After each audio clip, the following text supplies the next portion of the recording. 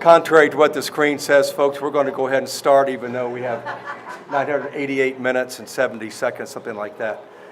So we're just going to sing a great hymn of the faith, Blessed Assurance, Jesus is mine, oh, what a foretaste of glory divine. Would you stand with me as we sing?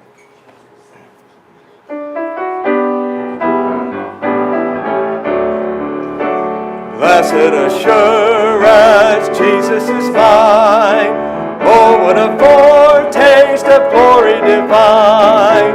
Heir of salvation, purchase of God, born of His Spirit, washed in His blood. This is my story, this is my song, praising my Savior all the day long. This is my story, this is my song, praising my Savior all the day long. Perfect submission, all is at rest. Perfect submission, all is at rest. I and my Savior am happy and blessed, watching and waiting, looking above, filled with His goodness, lost in His love. This is my story, this is my song, praising my Savior all the day long. This is my story, this is my song, praising my Savior all the day long. Andres, would you please lead us in prayer tonight? Lead us to the throne of grace.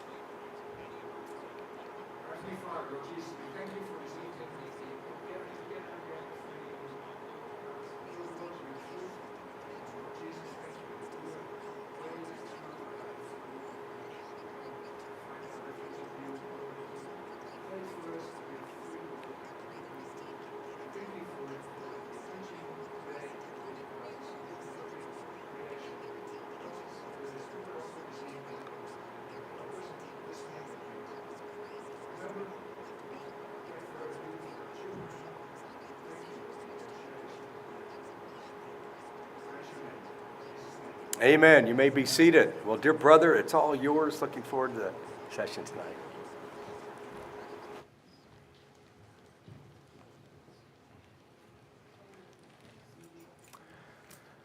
Greetings. Hope you had a lovely afternoon, as I did. Got my nap in. I'm not sure if there are any new faces here this evening, but my name is Keaton Halley, if you weren't introduced to me this morning, and Pastor Ward graciously invited me and our ministry, Creation Ministries International, to come and present on how science and faith do agree when they're both understood correctly. And so we had two messages this morning, and then I'm going to talk tonight on this question of Darwin or design. And so we talked a lot about dead things this morning, right? Rocks and fossils. Now we're going to cover the subject of biology. But, Genesis, as we said this morning, it's foundational to the whole of Christianity, and yet it's under attack fiercely in the cultural climate we live in. So many people say that evolution is fact. How can you believe in these stories about Adam and Eve any longer? But we exist to answer those challenges. We employ PhD scientists, an army of them, to look at the technical literature and then show how actually the true scientific evidence supports biblical creation.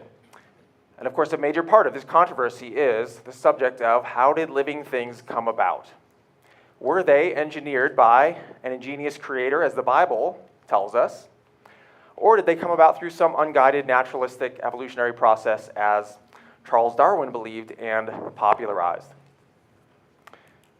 Well, it's always stood out to me that no matter what person you're talking to, no matter what worldview they have, when they look out at the world of living things, when we're talking about the grandeur of one of nature's greatest beasts, or maybe the intricate details of the eye of a tiny insect, it turns out everyone's first impression is that someone must have made this. It looks like the world is designed by an intelligent designer. There's beauty and there's sophisticated complexity in living things. It looks like they were designed. Now, the Bible affirms that intuition that we all have. In Romans chapter 1, verse 20, it says, "For the invisible things of Him," speaking of God here, "from the creation of the world are clearly seen." In other words, it's obvious that God exists. And how do we know that? It's understood by the things that are made, the things that God made. His creation testifies that there must be a creator.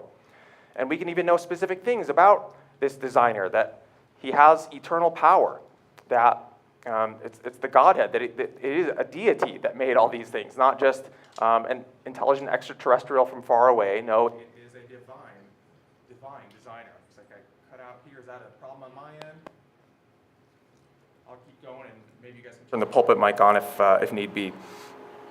And notice this verse also talks about how no one has an excuse not to believe. The evidence is so clear that on Judgment Day, nobody can stand before the Lord and say, I had no evidence to believe that you existed, God. I never believed in you because the evidence wasn't clear.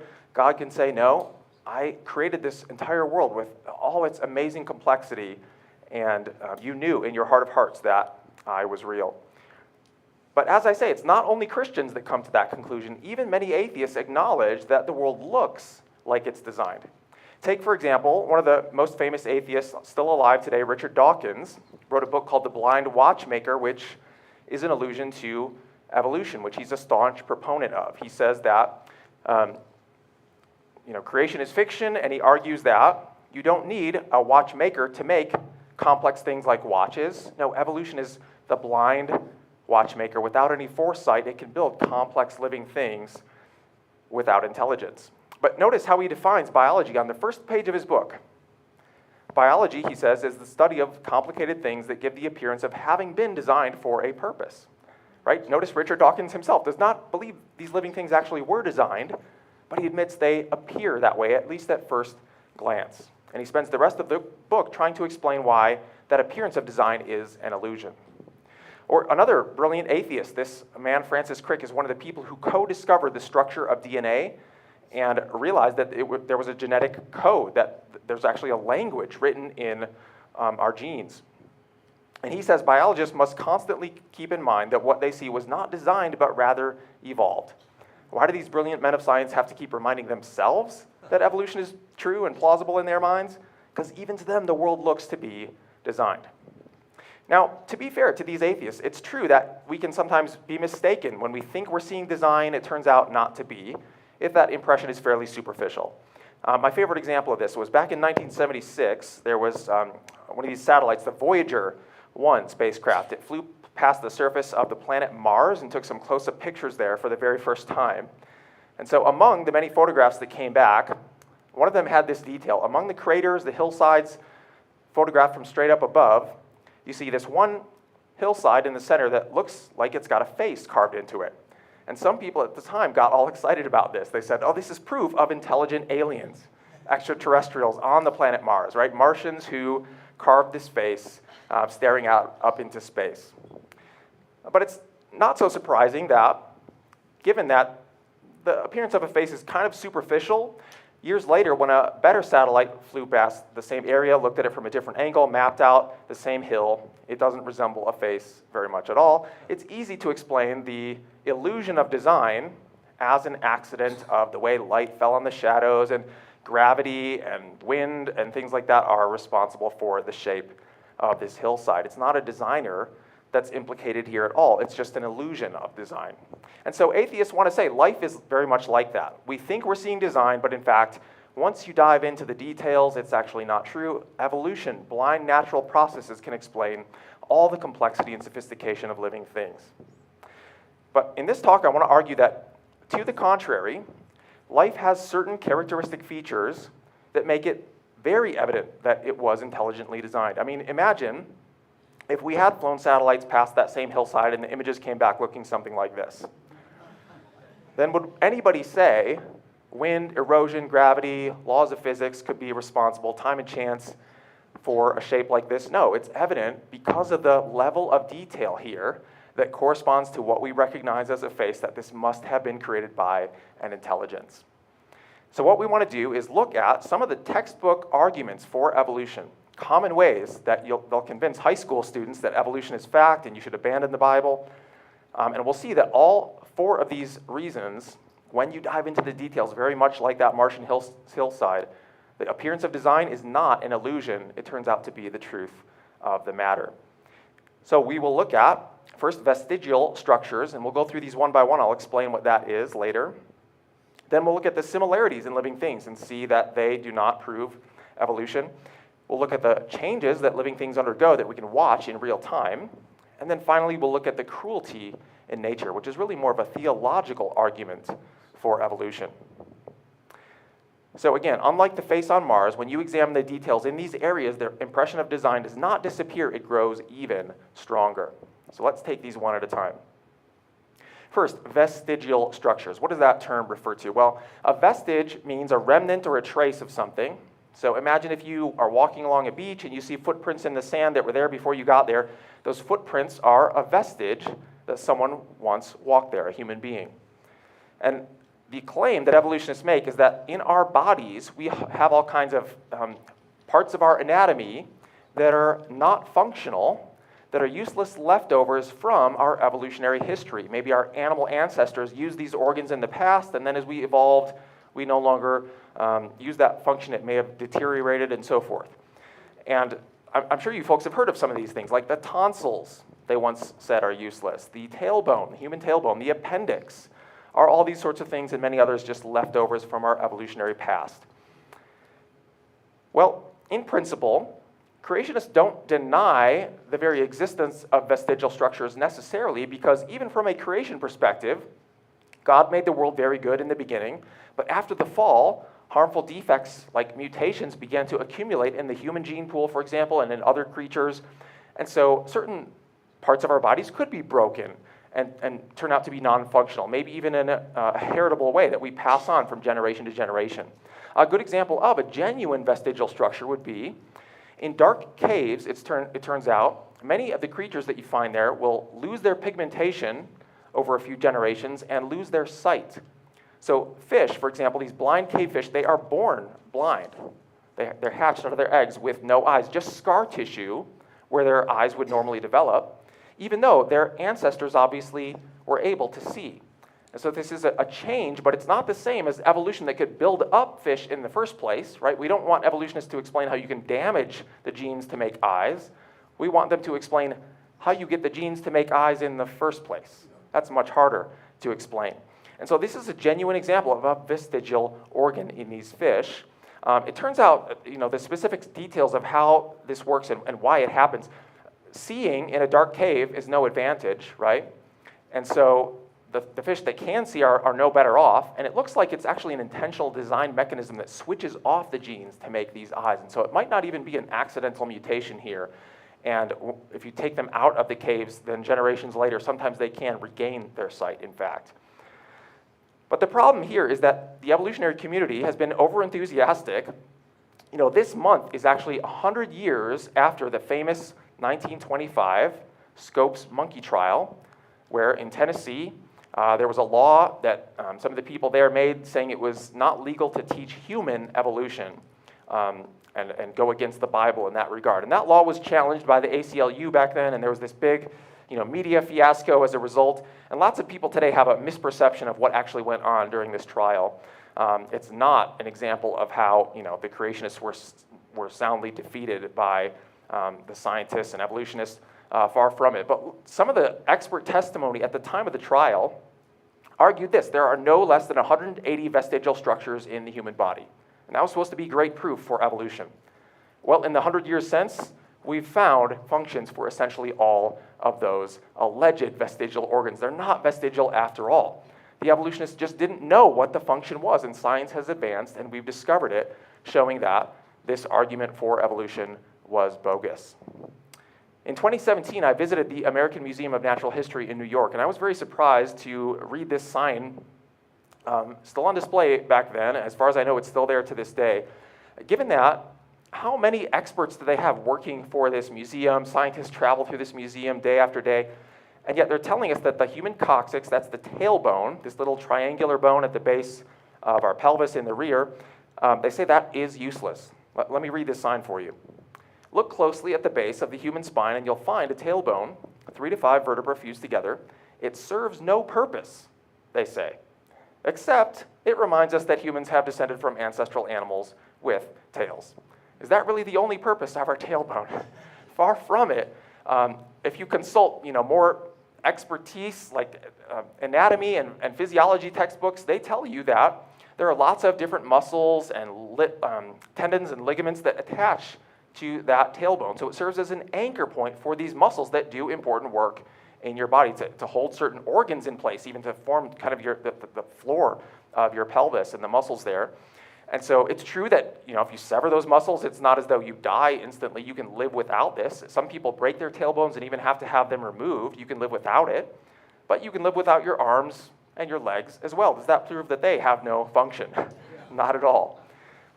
There are other purposes the tailbone serves. When you're seated, you have two bones in the front of your pelvis, and then this tailbone is like a third leg in the rear that helps to support your weight as you're seated. You lean back, and it bears more of the weight. It's used for other purposes as well. Some things we do daily, giving birth as well, and so it's far from correct that the tailbone is useless, and they should throw that argument in the wastebasket.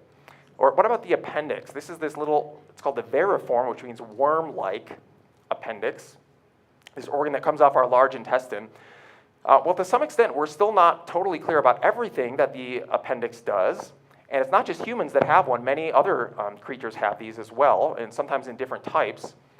But some of the things we've learned is that there's a lot of tissue that shows this is involved in our immune system, as well as it's been discovered that there are all kinds of bacteria that live in our gut that help us to digest our food. And most of those are good, healthy bacteria that we want there. They aid in digestion. And if we get certain diseases and expel those bacteria from our gut through things that you don't want to go through, it'll get rid of all the bacteria, good and bad, in your gut. And so how do they get repopulated? Well, there's kind of like a safe house. These good bacteria stored separately in our appendix that they can repopulate your gut a lot faster and enable you to recover faster from disease. One of the ways we know the appendix certainly has a function, even if we don't understand all of what it does, is the way the appendix is distributed in all these different animals with different types of appendixes. Some have it, some don't. Evolutionists say, well, this doesn't match our expectations from the evolutionary tree diagrams. And so they have argued it looks like the appendix didn't evolve just one time, but in separate branches of the evolutionary tree at least 18 different times. Different organisms have different types of appendixes, and it must have evolved over and over again. That tells you, even from their perspective, how can they say it's not functional if it keeps evolving into existence? It must be very important for all these animals. But I think the Bible has the best explanation here in the Psalms. I will praise thee, for I am fearfully and wonderfully made. Marvelous are thy works, and that my soul knoweth right well. You could paraphrase that as it's a no-brainer, right? That we are fearfully and wonderfully made. So vestigial structures, there are genuine ones explained by the fall, consistent with biblical creation, but many of these are things once thought to be useless, they've turned out to be functional after all. And this even applies to our DNA, by the way. I don't know if you all have heard of the concept of junk DNA. Just in the past decade or two, many scientists were still advocating most of our genome is garbage, leftover baggage from our evolutionary past, and some scientists today say this is one of the greatest mistakes of science in the last 100 years, that we thought much of our genome was junk. It turns out it's not junk after all. It's just not coding for proteins, but it performs other important functions regulating how the rest of DNA is used in our bodies. So that's vestigial organs or vestigial structures. Let's then turn to the next argument for evolution, that is similarities in living things. Now, there are incredible similarities between very diverse types of organisms, creatures that creationists would say were not descended from common ancestors, rather we were created separately and supernaturally, right? Humans and frogs are not related according to the scriptures, but look at this pattern we find in our limbs. And you often find this in high school textbooks on biology. They say, look, you got an upper arm or leg bone, then a elbow or knee joint, then you got two bones in the lower arm or lower leg, and then a wrist joint or ankle joint, and then you got 5 digits in your hand or your foot. And it's the same for all these other vertebrates, like frogs and birds even, though they have wings, right? Seals. And we use these arms and legs for different purposes. Frogs use their legs for hopping, birds use their wings for flying, seals use their flippers for swimming.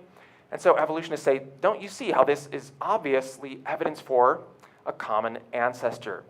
Way back when, the organism that gave rise to all this diversity already had that pentadactyl limb, that 5-digit limb pattern, and it just was variations, slight variations in the evolutionary process. But actually, I don't know why we would expect that. If evolution can change things so easily, why would it keep this pattern so consistent? And creationists can say, we have an alternative explanation that it's one designer that made all these forms of life. It's not common ancestry, but common design. And why would a creator make things with these similarities, even though they're different organisms? Well, for one thing, it makes good engineering sense to have these types of joints. Even robotic arms that many scientists make today have a lot of these same features. There could be other reasons God might have aesthetic purposes. A lot of artists, musicians, composers, they repeat certain themes in their work, and it shows a certain beauty of these things. It might point to the fact that there's one designer behind all of life, rather than many gods who created different types of creatures. But are we just sort of at a standoff here where the evolutionists have one possible explanation, creationists have another, and nobody can say who's right? Well, I would argue when you look into the details, just like that Martian landscape, the evolutionary story falls apart. For example, consider the human hand and the frog foot. If they really have that same 5-digit pattern because they evolved from a common ancestor, then you would expect, as, say, the human embryo develops in the womb and the frog does the same, that they would develop in the same ways toward that same end of having 5 digits. But it turns out the way they develop is radically different. The human hand begins like a plate. The material in between the fingers dissolves away, whereas the frog foot begins like a stump, and there's initial buds, and the digits grow outward from there. So totally different paths that arrive at the same endpoint, the same conclusion. That testifies that this is not explained by evolution, but one designer. And it turns out similarities in general are a terrible way to argue for evolution, given that we have so many similarities among living things that no evolutionist attributes to common ancestry. Take, for example, the similarity between human eyes and octopus eyes. Humans have eyes very much like all other like vertebrates, land vertebrates. We have a camera lens system, and those eyes are remarkably effective. Eagles have the same type of eye, and saying someone is eagle-eyed is a compliment, right? But it turns out octopuses also have a camera lens eye. There's lots of different types of eyes in nature. Insects have a different type of eye and so forth, but octopuses have an eye much like ours. Do the evolutionists say that's because the common ancestor way, way back long ago of humans and octopuses already had a camera lens eye? Not at all. They have to say, just like the appendix, on separate branches of the evolutionary tree, pure coincidence led to the camera eye evolving more than once. Here's what the editor of Scientific American says. It now appears that in various families of organisms, eyes have evolved independently, many, many times over. You folks thought it was hard enough to explain the complexity of the human eye evolving even one time, but the evolutionists believe, it happens again and again and again. That's a bit hard to swallow.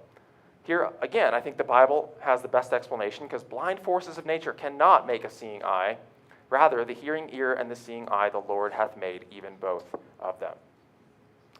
If you think about even the similarities in man-made objects, vehicles with 4 wheels, right? A skateboard, a car, a bus, just because they have something in common, does that demonstrate they evolved from a common ancestor? No, these objects are all designed, manufactured by intelligent designers. Or silverware. Dump out the silverware drawer in your kitchen one day. You can arrange it into an evolutionary tree, and it doesn't prove anything about ancestry. Here's the evolution of Mexican food, right? Did the chimichanga and the fajita evolve from a tortilla millions of years ago? Not at all. All kinds of man-made objects fit into these evolutionary trees, and the similarities do not show that there wasn't design involved.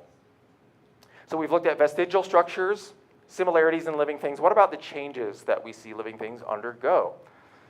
And we do see lots of change, even in real time. And creationists have actually acknowledged this long before Darwin. We can today see bacteria becoming resistant to certain antibiotics, right? That's why we have to keep developing these antibiotics. And same thing with viruses. Animals adapting to their environments. And yet creationists recognized this long before Charles Darwin.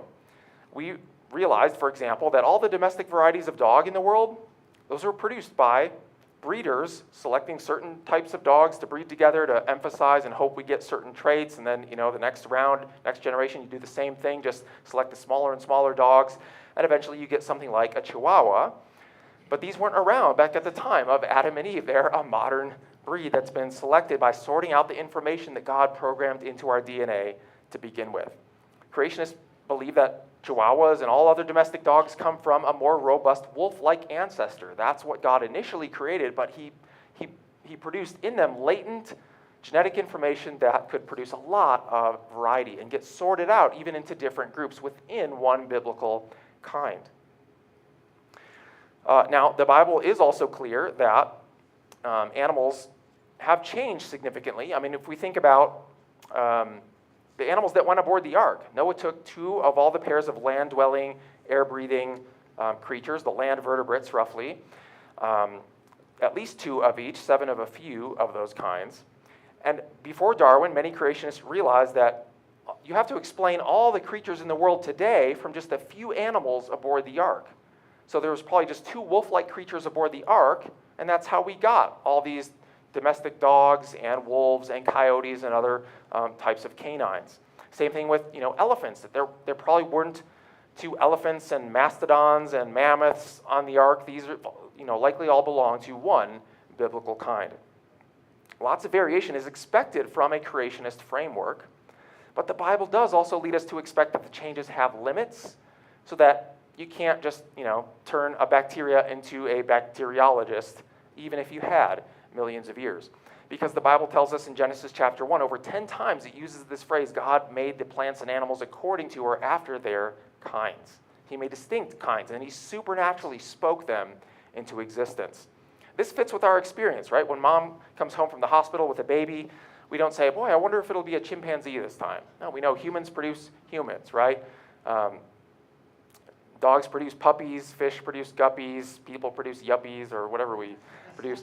But we even have this creation account where it tells us God made certain creatures distinct from one another, like the swimming creatures, flying creatures, different kinds on day 5, separate from a day later. He made the land-based creatures, and he made man separate, of course, from the animals, special in his image.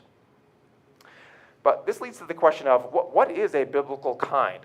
And how does that relate to our modern scientific term species? A lot of times people equate these two as if the Bible says that God made distinct species in the beginning and those have remained unchanged. No, the Bible uses non-technical language to say he made all the kinds in the beginning. But it turns out within every kind, or at least many of them, you can have multiple species. So like those wolves and dogs, you've got cats. I believe cats are separate from the canines, but lions, tigers, leopards, they're classified as different species. Does that mean God initially created lions separately from tigers, separately from leopards? Or could these be one biblical kind? Well, one way we can actually determine this, if those types can actually breed together and produce offspring, it would suggest they belong to one kind rather than separate kinds. And do you know what you get if you cross a male lion with a female tiger? You get a liger. These are actually real, large, healthy cats. They're not mythological animals with magical powers. They're strong, healthy creatures, and it shows that the cat kind there's probably only one cat kind. And so even your house cat is related to, they could breed with something a little larger, can breed with something a little larger. It can't breed directly with a lion, but there's a continuum there showing that these are sorted out differences based on the potential God built into these creatures from the beginning. By the way, if you do it the other way around, it's a tigon, if it's a male tiger and a female lion. But it's not just cats. We can look at a number of hybrids. Just among the mammals, as an example here, if you cross a camel with a llama, it turns out that makes a comma. Cross a cow with a buffalo, that makes a beefalo. Cross a zebra and a donkey makes a zonkey. A zebra and a horse makes a zorse. Goat and a sheep makes a jeep. No, actually, jeep is what you drive, so this is pronounced the geep, as I understand it. And by the way, there are some geeps that are artificial, like produced in a laboratory, but there are also like genuine hybrids between the animals, goat and a sheep cross. Pig and a boar cross, nobody's even named that one, so you're welcome to. Somebody once said dinner is a good name, but a polar bear and a grizzly bear in the wild can produce a pizzly bear or a growler. And at SeaWorld one time, they had what's called a false killer whale in the same tank as a dolphin, and the curators were surprised when one of them became pregnant, and a few months later along came a baby dolphin calf. And sometimes these are even fertile. You might know mules are typically sterile. Occasionally they can produce offspring themselves. A lot of these can go on to have more after their kind. You know, the liger can have ligers and tigons and things like that. The wolfen had more baby wolfen calves, for example. But even if they are sterile, that shows just like the fallen nature of these things and DNA becoming corrupted over time as the organisms are separated and don't generally breed together. But that's kind of irrelevant to establishing the boundaries of the biblical kind. It turns out if you can cross these and hybridize them, that would show they belong to one kind. And so the relevance of all this, number one, it means creationists do believe in a lot of diversification from the original kinds, but within boundaries. Number two, it suggests that Noah didn't have to take millions and millions of animals on board the ark. He didn't take 2 of every species. He just took 2 of every kind.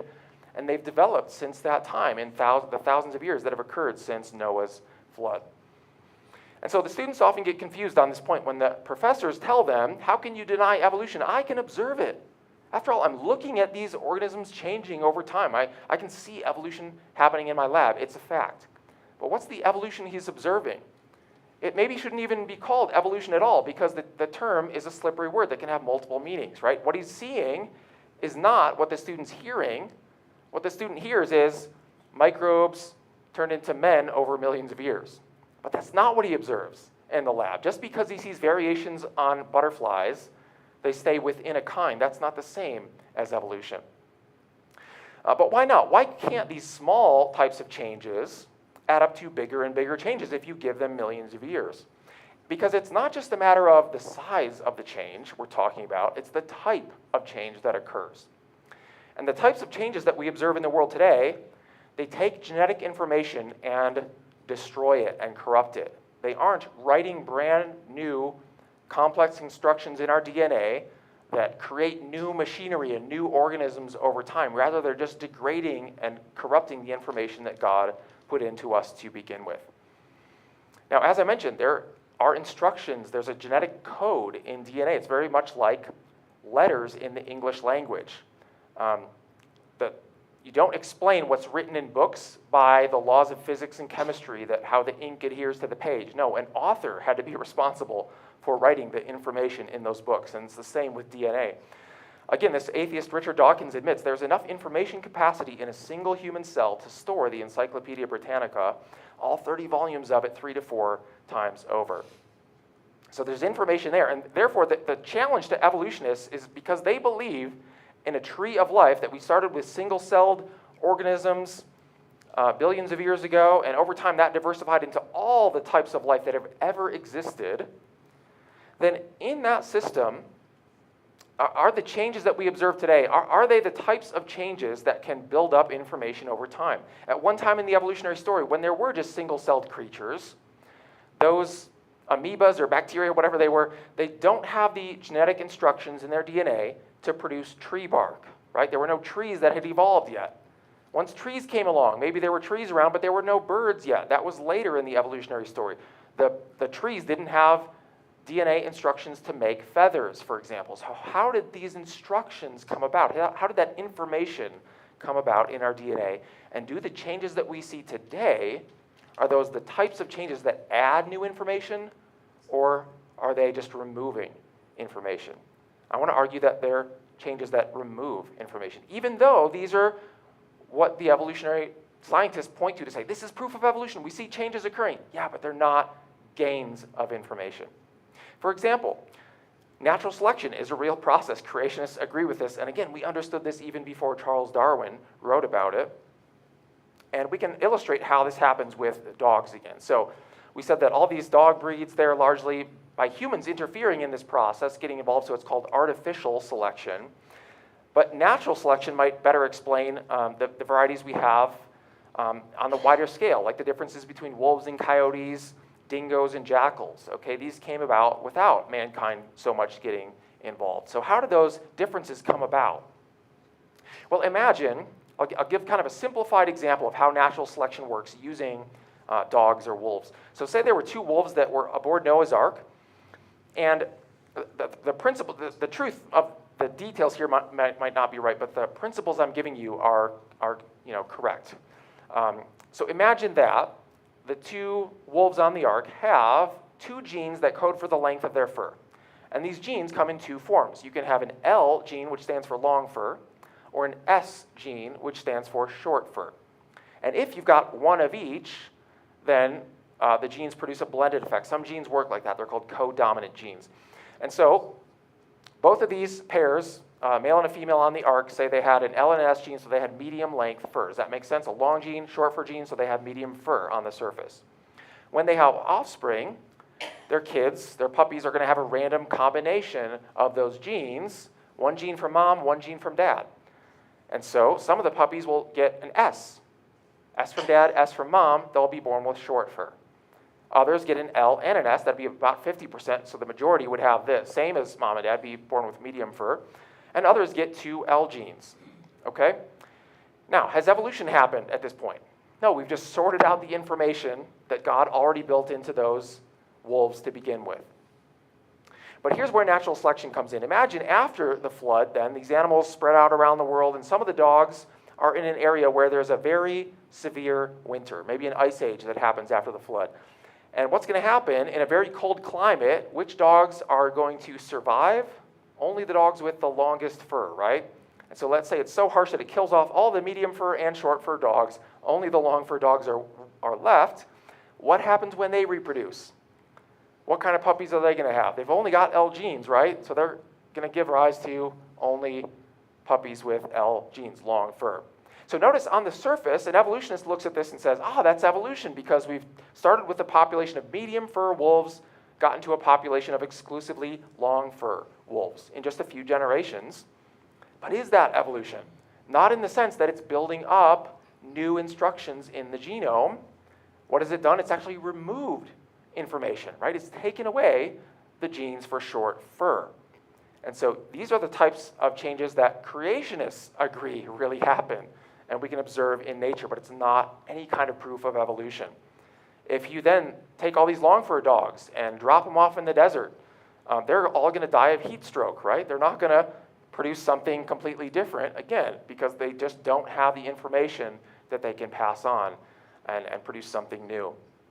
And so when we go from a population of the more robust wolf-like ancestor down to our domestic varieties of dogs, that's because we've removed a lot of information, and we can even get to the point where there's very little information left at all, because Chihuahuas are swimming in the shallow end of the gene pool, as it turns out.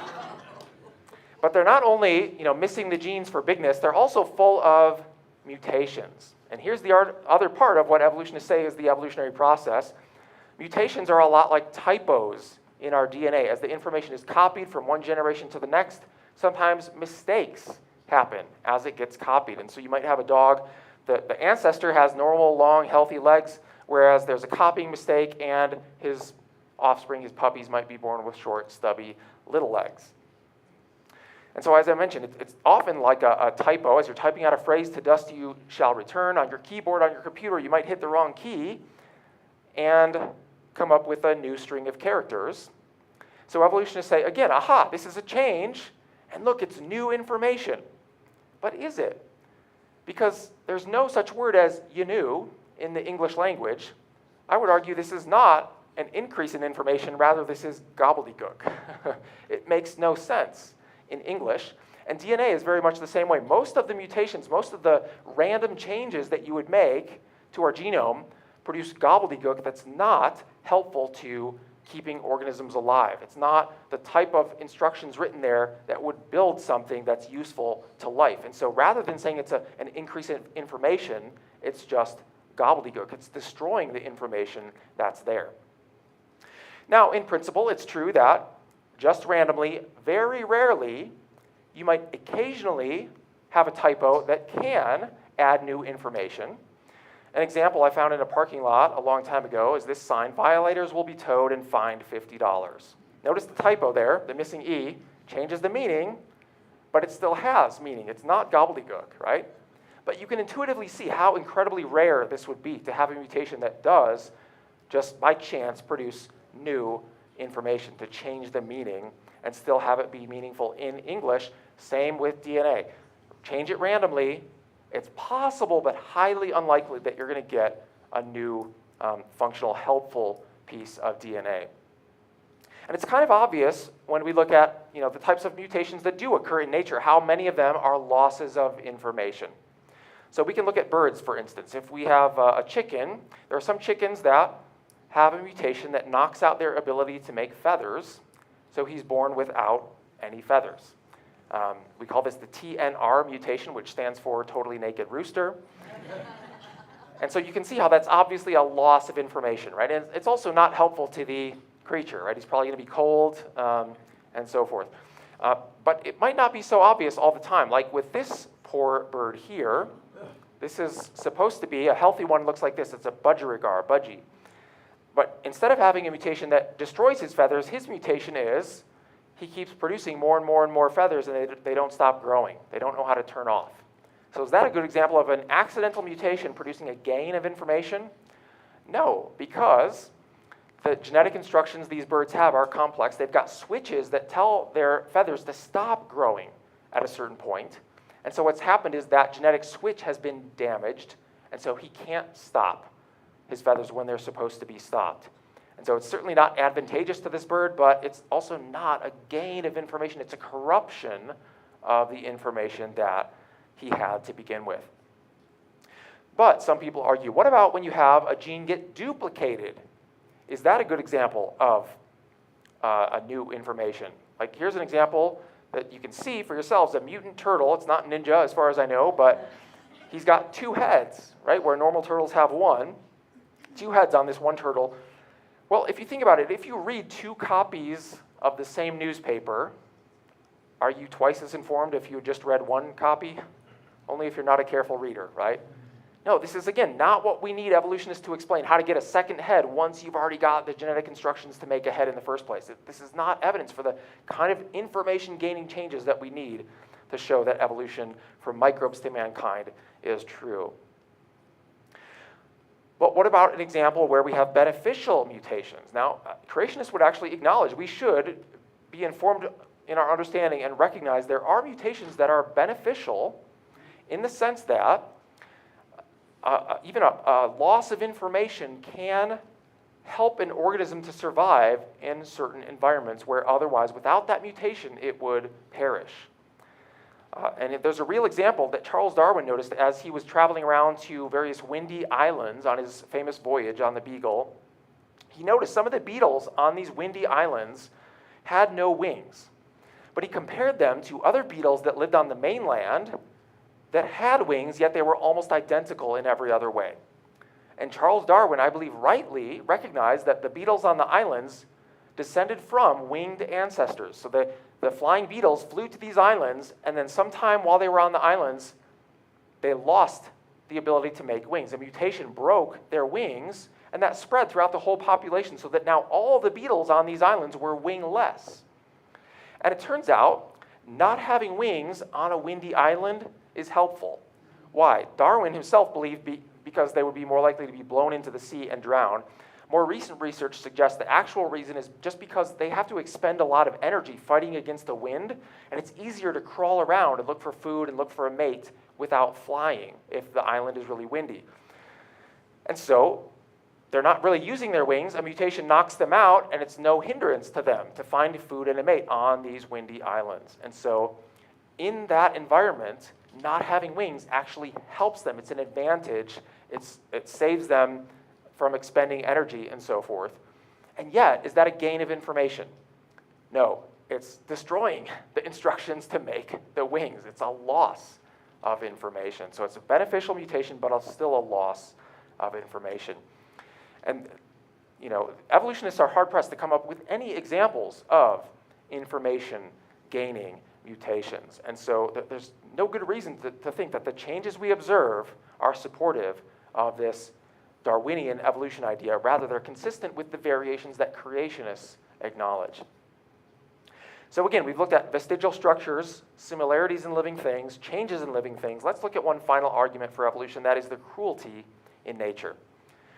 Now, this might be surprising. What do I mean by the cruelty in nature? Well, have you ever watched these, programs like nature documentaries on, say, the Discovery Channel, on PBS, on Nova, on BBC? Do you notice how oftentimes the narrator will give all the credit to evolution and not talk about God and his amazing handiwork? One of the narrators on these shows, oftentimes British naturalist Sir David Attenborough, and many creationists have been frustrated with Attenborough for this very reason. They say, why can't you recognize the hand of God? Why do you always give credit to evolution? Well, Attenborough has actually answered those Christians. On a number of occasions, he gives an answer similar to this. He says, when creationists talk about God creating, they always instance hummingbirds or orchids, sunflowers, and beautiful things. But I tend to think instead of a parasitic worm that is boring through the eye of a boy sitting on the bank of a river in Africa, a worm that will make him blind. And I ask those creationists, are you telling me that the God you believe in, who you also say is an all-merciful God, who cares for each one of us individually, are you saying God is the designer of all life, including this parasitic worm? Because that doesn't seem to me to coincide with a God who's full of mercy. Well, that is a sober challenge from the likes of David Attenborough. How can Christians respond to such an argument? He's saying, if God is the designer, then that means God made parasites. He's the designer of parasites and all the harmful things that we see in nature. That doesn't seem like a good God, a God of love and mercy. But creationists who believe the history in Genesis have a way of answering this challenge, because we say the nature that we see today is not the same that God made in the beginning. When God first made the world, he made it very good. But there was an event that happened only a couple chapters after Genesis 1, right? Genesis chapter 3, Adam and Eve sinned. God cursed the ground because of that sin and said, now it's going to bring forth thorns and thistles. Now the serpent's going to crawl on his belly. And so the animals began to experience death and disease and so forth. It's a consequence of sin because God gave Adam and Eve dominion over nature. Just like when a king makes a bad decision, it impacts the rest of his kingdom. So it was with Adam and Eve. And so with parasites in particular, creationists can say, well, actually, if you study those organisms scientifically, it looks like most parasites, all parasites, have descended from other forms that once served a good function, and they've maybe lost certain instructions. Their DNA has been mutated, and so now they can only survive in a host organism. Poisons are the same way. The poison, it turns out, is always about one substance being in the wrong place, or is having too much of a certain substance, where in small doses, it's actually helpful. Bacteria, I mentioned earlier, the vast majority of bacteria are good and helpful for us. It's only a small subset that are harmful, and it's because they've changed since the time of the fall. And so the doctrine of the fall is critical in defending the goodness of God. There's one other well-known creation speaker who uses this illustration that I'll steal from him. He says he was once at a museum where he saw a crowd of people standing around and looking at these Greek and Roman statues, and they were just admiring the beauty, the magnificence, how incredible the artistry is. But a little boy standing nearby said, what are you folks talking about? It looks broken to me. And actually, both points of view are correct, aren't they? There is a lot of beauty there, but there's also brokenness.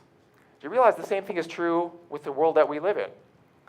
When we're witnessing to non-Christian friends, oftentimes we want to say, how can you not recognize God's hand? Look at the beauty in a sunset, the amazing heavens. It's obvious there's a creator. All the complexity in the world, how can you not recognize it's magnificent, beautiful, incredible? But the atheists stand there and say, what are you talking about? It looks broken to me. But do you realize the Bible explains both aspects of the world? Genesis 1 explains the beauty, the magnificence of nature. Genesis 3 explains why it's broken. And so it's not a challenge. To the Christian worldview, properly understood, the Bible can explain both. But the good news is that God is not going to leave the world in the state that it's in today, right? God is not only the creator, but he's also the redeemer. In Colossians 1, we read how it pleased the Father that in him, speaking of Jesus, should all the fullness of God dwell, and having made peace through the blood of his cross, by him to reconcile all things unto himself. Notice that Jesus is reconciling not just human beings to himself, but the rest of nature as well, because nature is fallen along with us.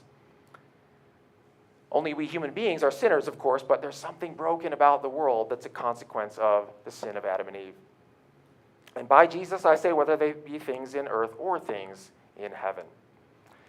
So let's summarize what we've learned in this session. We've looked at 4 arguments that supposedly prove evolution, common ways that they argue evolution is proven by science, but rather they're 4 reasons to accept creation.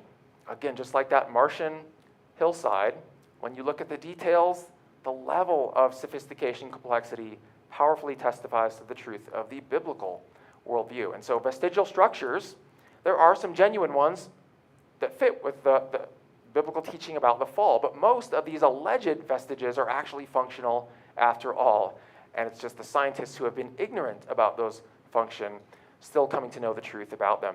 The similarities in living things don't point to a common ancestor of all life, but one designer, common design. The observed changes we see in living things, they aren't the types of changes that are building up new types of creatures with new genetic information. They're information-destroying types of changes within a biblical kind.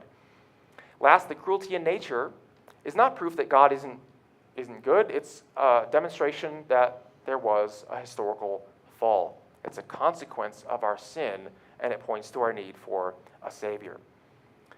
So the bottom line is that living things still shout design. Even 150, 200 years after the time of Darwin, the more you look at the details, I submit, the more obvious it is that God is creator. And so we should get to know those details, right? It's helpful if we are informed about this area so that when non-Christians challenge us, when we encounter statements like David Attenborough makes, we know what to say in response. Let's learn to defend our faith and learn to answer the claim that evolution is proven by science. We have a number of resources at Creation Ministries that can help you to do that very thing. I mentioned Creation Magazine before. Again, this comes in print form as well as digital. No extra charge for the digital, and you can sign up on the back tables there. Every issue of Creation Magazine is full color. There's no paid advertising, and we have meaty content. We often feature an animal on our cover. Like a few issues back, we had this feature on the mimic octopus, just for an example here. Now, you might know that most octopuses can change their skin to camouflage themselves, but the mimic octopus changes its color, its texture, and its shape to impersonate other animals, to hide from predators. Only in this fallen world, right? But it's amazing how God designed these creatures to be so brilliant. Here's actually a short little video that you can see the mimic octopus in action. What it's doing here is it puts all its tentacles behind itself and it imitates the flounder that you see in the other footage on the right there. Here it's got a stripy black and white pattern to imitate a poisonous sea snake. It recoils into a hole and just has 1 or 2 tentacles out to look like a serpent there. There's the real sea snake. That is a lionfish. That's actually the mimic imitating a lionfish. There's the genuine lionfish on the right. Again, a poisonous fish that other creatures don't want to tangle with. The mimic can do a variety of things that we're not even entirely sure how or why it does them. Here you can watch it change in real time. Isn't that amazing? It can walk, apparently, along, carry some coral there, and just like it's got 2 legs, and it walks along the bottom of the ocean. But incredible creatures like that are all over nature, and they testify to the glory of God.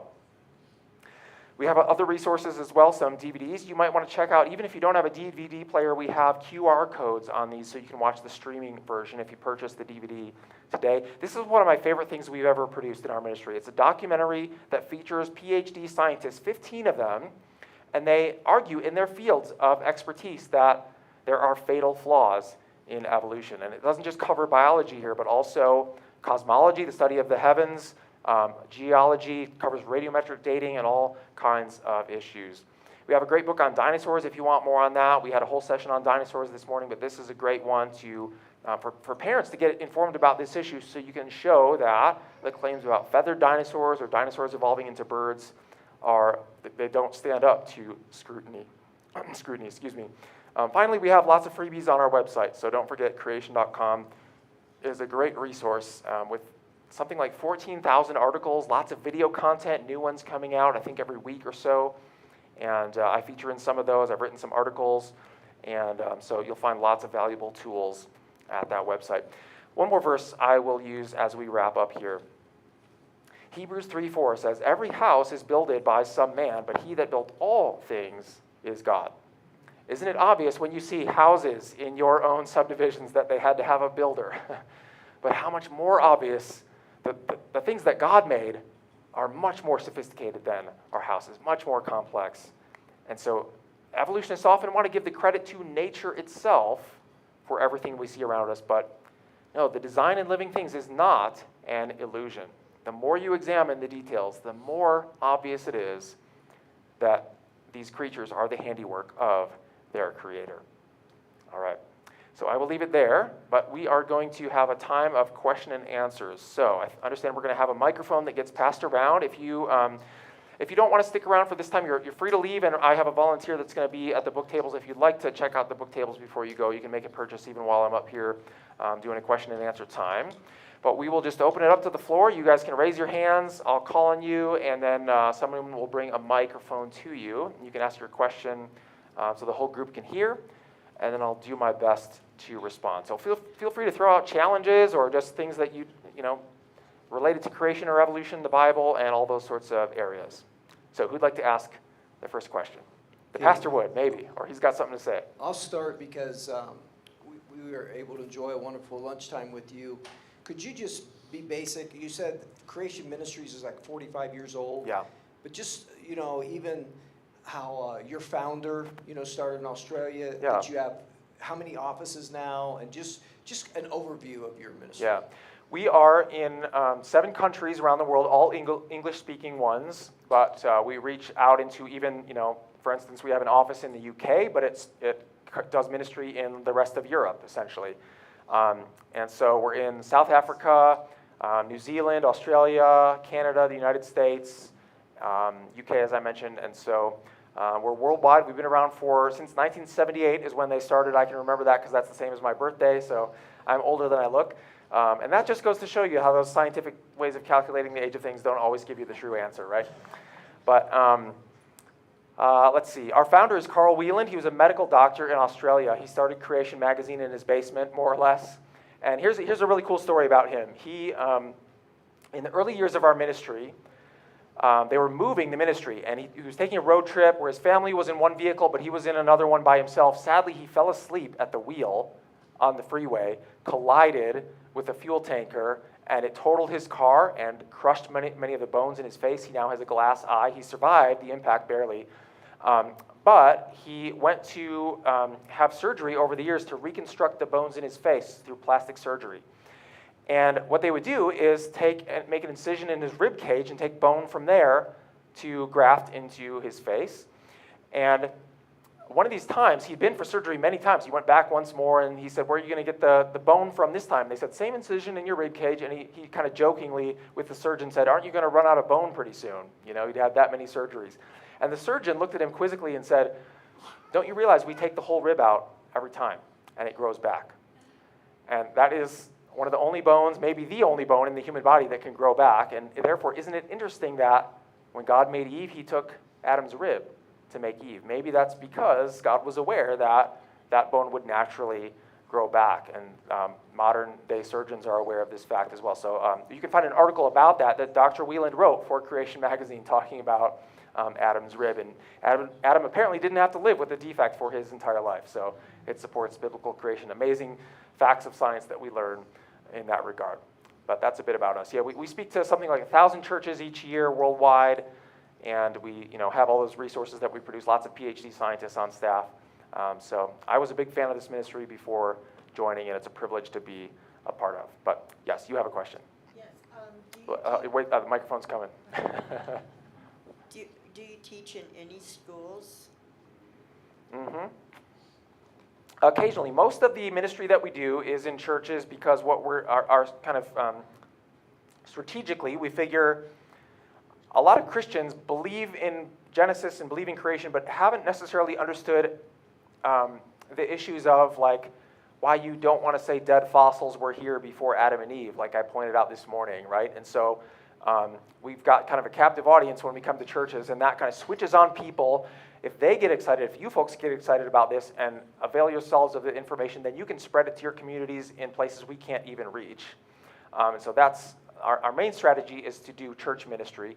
But yeah, certainly if we have an opportunity to go speak into a school, we take advantage of that. Most public schools probably aren't going to want to have us, given that there's lots of discrimination out there.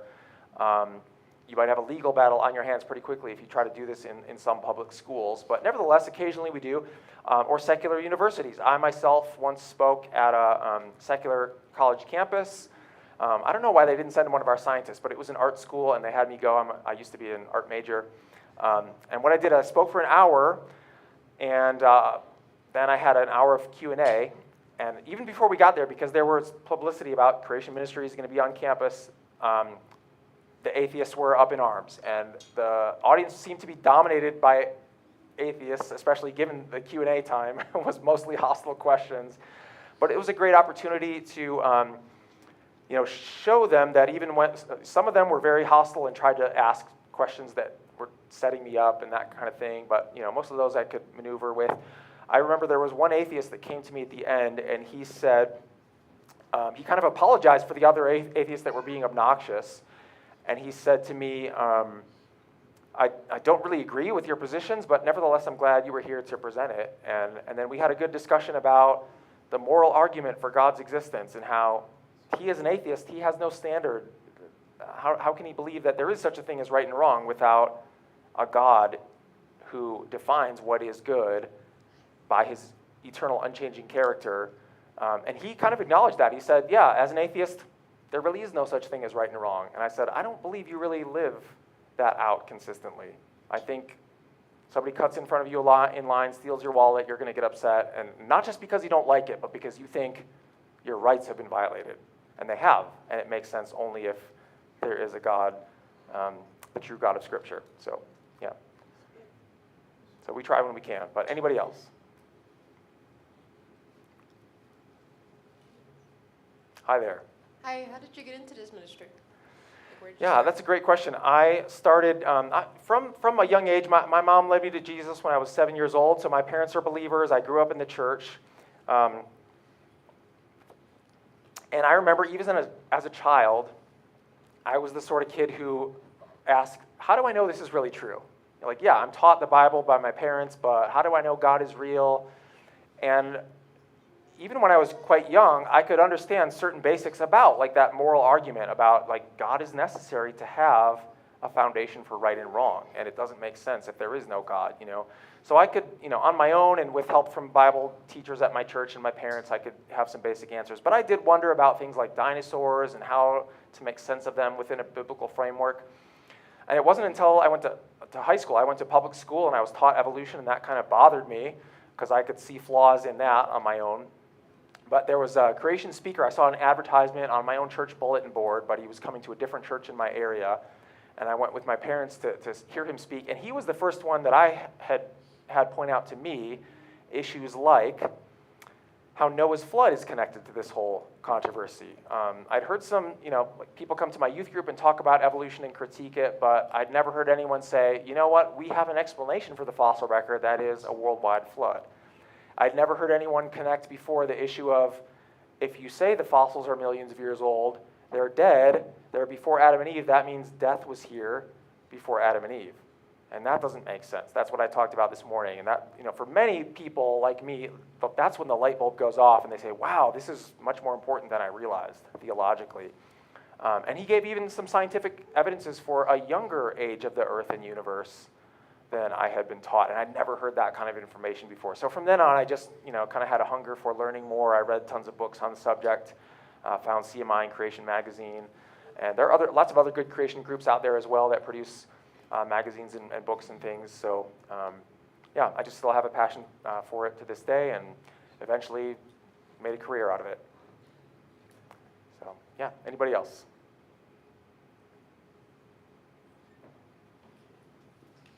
All right, we got one here. Yes, sir. Hi, I'm David, and my question is kind of about giants in the Bible, and maybe even the six-fingered group of people, because it's interesting that height is great and all those things, and they used it in war, but it's amazing God's done that to us. But how do they play as part of our our biblical understanding? Yeah. Yeah, that is one of those strange things in Scripture that it doesn't seem like we have such a thing today. But the very fact that, you're talking about like Goliath and his brothers, I think it was one of the brothers that had an additional digit on each hand and each foot. And so that might give some indication that this is an odd like mutation that caused maybe the gigantism, because that condition is known to some extent today and is caused by mutations. I don't know tons about the biology there. We have a geneticist on staff who would probably be a lot more informed about that, and you might be able to find some things we've written about that on our website. We certainly have addressed the question of giants, and yeah, the Bible talks about that thing. Goliath was certainly one. There's also some things I think it says in the King James in Genesis 6 that's that really bizarre passage about the sons of God coming down and marrying the daughters of men and having offspring that are the Nephilim is the Hebrew word, which means fallen ones. But some translations indicate that those may have been giants. And I don't know off the top of my head all the nuances about that, but we do have some resources that deal with it. I think it's actually addressed in the Creation Answers book to some extent. So the red book, which actually we've sold out of the individual copies in the back, but the back looks like this. You can get it in this pack. Starter pack, has the Creation Answers book, Refuting Evolution, and a DVD that's much like the message I gave second hour this morning. There are some articles we have on our website also about giants where there are just fakes online, like Photoshop things that we shouldn't fall for. Giants found in the fossil record and so on. No, I don't think we found anything like that. But I think when the Bible is describing giants, what it's describing there is genuine. I know with Goliath specifically, there is some debate about exactly how tall he was, because there's some difference between the Masoretic Hebrew in the Old Testament and what the Septuagint records as Goliath's height, and some debate about what was original, because it gives two different measurements there, and it's hard to know for certain. I think the Masoretic text is, in general, the more reliable translation of what was originally written. But there's some scholarly debate about that, and I don't know enough about it to really say definitively. But yeah, that's probably the best I can do on giants. I'm not an expert on that area. All right, anybody else? Yes, sir. So my question is sort of related to what you just mentioned. So in the Bible, I believe it's Revelations that talks about Lucifer being kicked out of heaven and being sent to earth. Yeah. In kind of what you guys have studied and what you teach, when do you think that happened between Genesis 1 and the end of Genesis? This one too, I'm probably not going to give a super definitive answer, but I think the Bible has a number of statements there about the fall of the devil and his angels, and people might interpret these in different ways. They're kind of vague, and some people, I was talking to a gentleman from your church this morning that has a particular view of that. I myself am not confident enough to say definitively when that was. There are some arguments that go along the lines of, if a lot of people have the view that the angels were made before the time of creation week, for example. I'm not so sure I'd entirely rule that out as a possibility, but I might be more inclined to think that God made everything, like it says in Exodus 20:11. That's part of the Ten Commandments, where God said to the Israelites, you work for 6 days and then rest on the Sabbath, because, verse 11 says, for in 6 days the Lord made the heavens, the earth, the sea, and all that in them is. Now, maybe that's only speaking of like the physical realm that we generally think of, like the stars and the earth and the seas, the plants, the animals, the people. Clearly all that was made within 6 days. Does that include the angels? Maybe. There's a passage in Job, I think, that talks about the sons of God singing, I think it's Job, it might be the Psalms, shouting for joy and singing when God laid the foundation of the earth. So some people use that to argue, well, so the angels were already there before God made the world on day one. Verse 1 is, in the beginning God created the heavens and the earth. I take that as the first event of God making the realms of heaven and earth, but they're not yet fully finished, not yet populated, and the rest of creation week is about him furnishing those things. So maybe that's a reference to the angels there prior to that time on day 1, but not necessarily, because on day 3, God raises the dry land out of the water, and that's also a creation of the earth in a certain sense. And so maybe that just means the angels were created on day 1 or day 2 prior to day 3 when God made the dry land appear, and so they're rejoicing at the foundation of the earth, the dry land in that sense. And then you've got God calling everything very good at the end of creation week. So if Lucifer was running around as a bad guy at that time, would the creation be very good? Maybe he didn't fall until after creation week. I don't think it would have been on day 7 either, because God blessed that day and declared it holy. So I'm open to the idea that the fall of the angels was kind of separate from all that, and maybe Lucifer was bad prior to creation week. The angelic realms already existed, but it's possible he didn't even become bad until later. And there's a passage in, I think it's Ezekiel 28. Some Christians take that passage as a reference to Satan. In context, that's talking about the king of Tyre, but Tyre, like this island city, right, like up north of Israel, the king of Tyre in ancient times in Ezekiel's day. But it uses language there that's kind of speaking about him as though he's an angelic creature. It calls him a cherub and says he was in Eden, like the Garden of Eden, until iniquity was found in him. So some people take this as an allusion to Satan. I'm not sure. But if so, that might be another indication that Satan was actually in the Garden of Eden on earth before he fell. He was still a good guy, if you take that Ezekiel passage in that way. So I don't know, your pastor might have a strong opinion about that. I have no idea. I don't take a stand strongly one way or another. But yeah, there are kind of arguments on both sides either way. Maybe Satan didn't fall until after creation week. But you could probably do a Google search on creation.com, and I think we have an article that does talk about this a bit. I'm not sure if it comes to any definitive conclusions either. That was a great answer. You Yeah. pretty much covered all the topics. Cool. My wife and I just Great. discussed that. Yeah. All right. Very good. Anybody else? Yes. I was wondering, Keaton, if you could speak to the development of languages. And obviously the Bible is very clear on that, as we have the account of Abel. But I was just wondering what an evolutionist would believe with respect to the development of languages. Yeah. There's a couple things we have on our website about that. One was an article written by Alan Steele a long time ago, and he also did a lecture that you might be able to find on our website for free if you look through our old videos. I kind of naively thought as I was growing up that at the time of the Tower of Babel, God supernaturally made like Spanish and German and English. Well, it turns out those languages are all related. Yes, I believe God supernaturally created distinct languages at the time of Babel. Before that time, the world had one language. Then he made supernaturally confusion, separate languages at that time. But those are basically like the big language families. We can see historically how languages change over time. And you can see how there's the Indo-European language group that includes all those like Romance languages and so forth.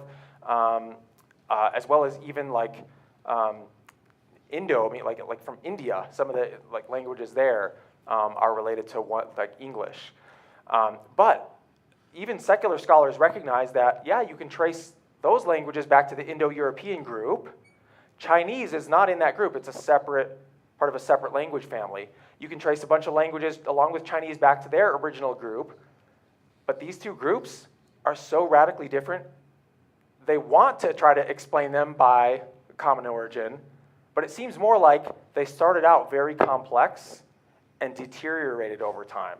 So like we're simplifying our languages now. Rather than typically making them more complex, we might add new vocabulary, but like our grammar is like, we're losing a lot of the complex stuff that we had in the past. Even if you look at like King James style English, like ye means like you all, right? So where I'm from in Georgia, they still say y'all, but I grew up in Chicago area where you can mean you singular or you plural, and you can't tell which is which, whereas like in Hebrew, and in Greek, you can tell whether it's you plural or you singular.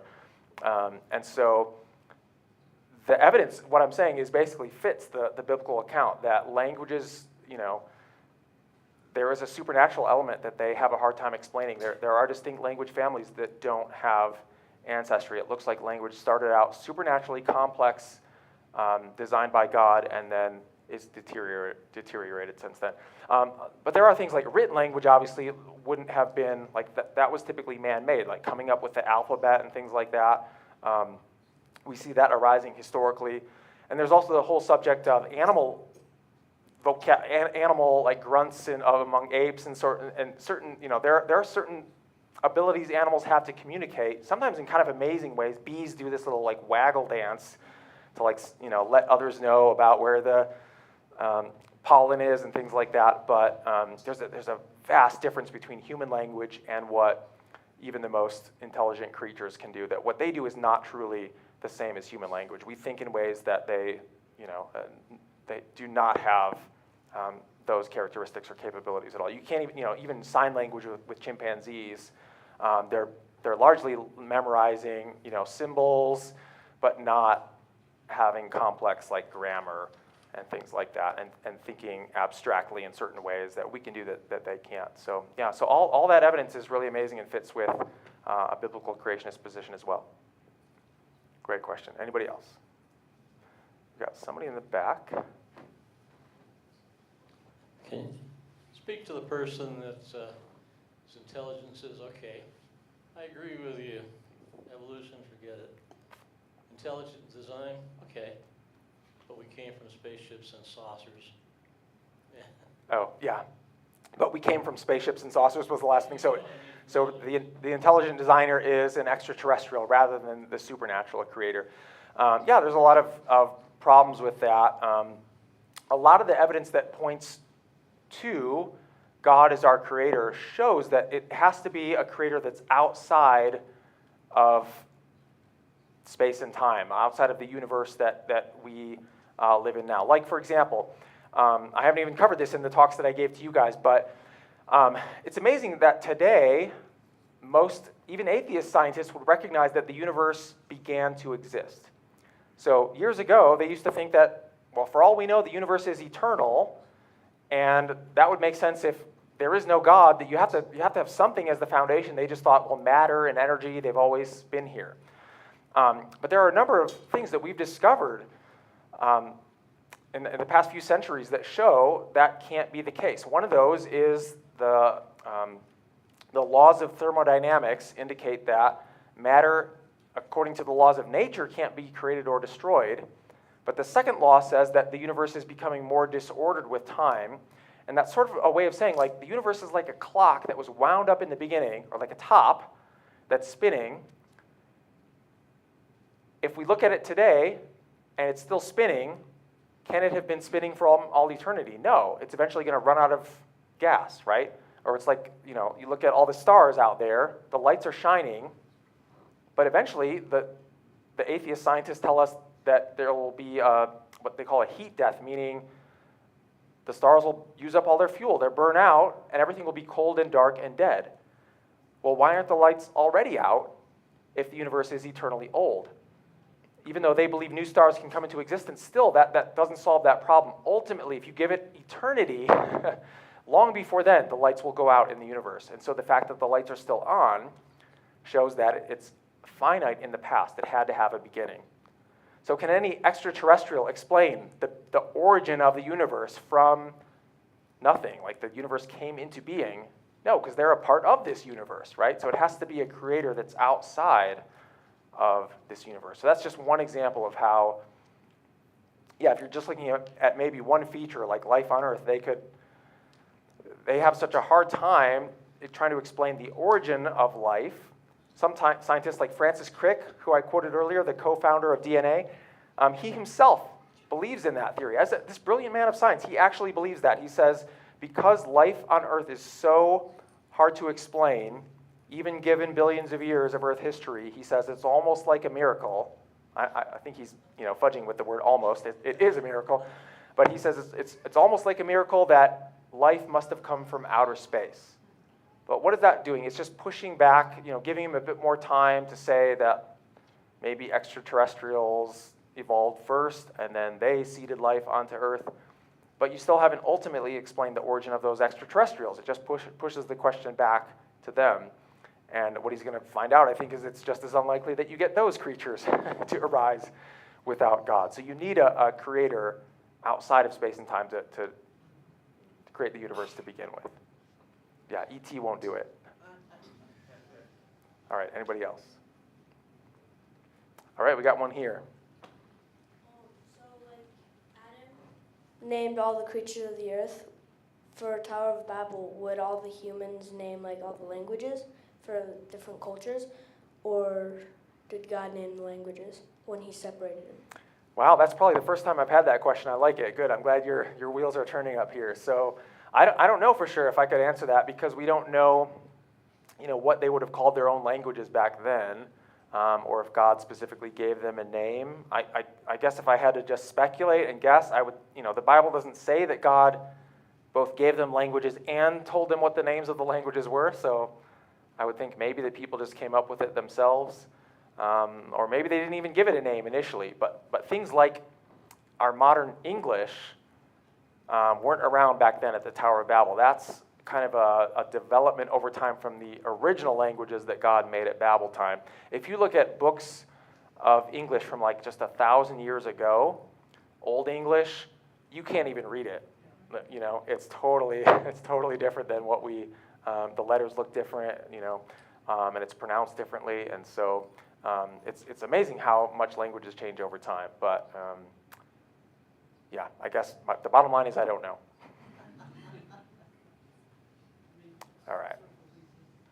All right. Well, if there's no more, we can wrap it up. And anybody else want going once, going twice? Did you have something? All right. Yes, sir. Not really a creation question, but when do you think Adam fell? When do I think Adam fell? We do have a good article on, what's that? Day 7? Day 8? Yeah, great question. And actually, I think there are some clues in Scripture. So this is something I learned from some of my colleagues at work, and I believe we have an article on our site about the timing of the fall. So obviously, Adam and Eve were made on day 6, is what Genesis 1 says. Or actually, there it just says that the man and the woman made in God's image, and then Genesis 2 is where it spells out that they're named Adam and Eve. So I take Genesis 2 to be kind of a narrowed focus on the events of the 6th day, rather than some scholars argue it's a separate creation account. Jesus, when in Mark 10:6 and Matthew 19:4, when he quoted, he was defending marriage against the Pharisees' question about divorce, and he pointed them back to Genesis 1 and 2. He quoted from both chapters together, showing that he took them to be complementary. And he said Adam and Eve were there at the beginning of creation, so that would put Genesis 2 and 1 together. So they couldn't have fallen before day 6, obviously. I don't think it was on day 6 when God declared the world very good, or day 7 because God blessed that day and said it's holy. It's setting up the pattern for the Sabbath, which was not a command explicitly until later, the time of Moses. But it's interesting how he blessed and hallowed it, declared it holy. So it's obviously is from the foundation of creation meant to be like set aside as 6 days of work and then 1 of rest. Then could it have been years and years after that? Well, it can't be later than the time of Cain's birth. I think it has to be before that because Cain was obviously a very wicked man, already fallen, had a fallen nature, killed his brother and so forth. And we're told Adam's age, 130, is when Seth was born, and Eve saw Seth as a replacement for Abel after Abel was killed. So probably Cain killed Abel around the time Adam was 130. So it had to be before 130 years. But I think very likely the fall happened very, very quickly because God told Adam and Eve, be fruitful and multiply. And when they were first created, they wouldn't have had those harmful mutations that accumulated in the human gene pool since then, so they wouldn't have had any difficulties with infertility, right? They would have been, fresh from the hand of God, able to conceive pretty quickly. And so, given that, before the fall, by definition, they were obedient, they probably would have obeyed that command to be fruitful and multiply, right? So you would think, they're not going to wait for, years and years and years to try to have children. And so that makes me think the fall had to happen pretty quickly if Cain was the first one born but the fall happened before his birth, maybe within days or months. But more specifically than that, I couldn't say. I would say I don't think before day 8, but maybe in the first few weeks. So yeah, somewhat speculative, but I think that's really interesting. You know, all those considerations to me are strong arguments in favor of a fall that took place rapidly. So, all right, should we wrap it up there, or any more? One more, I thought I saw a second. Didn't want to cut anyone off. You're welcome to ask me questions one-on-one as well, but yeah. All right, if that's it, thank you all for your time. I've really enjoyed, just getting to share with you. Great questions, so thank you for coming. Well, we so much appreciate Creation Ministries International. I think this is the 4th or 5th time we've had them to the church, as well as AIG speakers and Skip Tilton. So we believe what the Bible says, amen? We're glad that you came here tonight. Now, a couple things. Sometimes we receive a love offering. We have a nice honorarium to cover expenses and an honorarium for our speaker, which will be given to them. But you might be saying, how can we support the ministry? Prayer is always the foundation of any good, godly ministry, because good ministries will be attacked. So please consider praying for them. And how would you know? What reminder could you have? Well, I would go by the resource table. I'd get at least one resource if you don't have any. I know that on my personal bookshelf, I have many of these resources. I talked about the Answers book this morning. But I would go by the book table and get something, or some way that, get the magazine. I'm subscribing again because the magazine is really, really good. But do see Keaton at the table at the back when we're dismissed in a moment. If you have an additional question, want to know anything about the ministry, we're glad that you came here tonight. Let's stand to be dismissed. And I will tell you, since we're Baptists, we still have food outside, okay? It only makes sense. And the teenagers don't need to be reminded that they're going to go out there and see the table before the parents say no more sugar, because about all that's left there is sugar, but sugar is good, amen? It's part of God's design. So, but please, if you'd like to take some from the table, we appreciate the Blowers who gave the refreshments this morning, and there's some there. So let's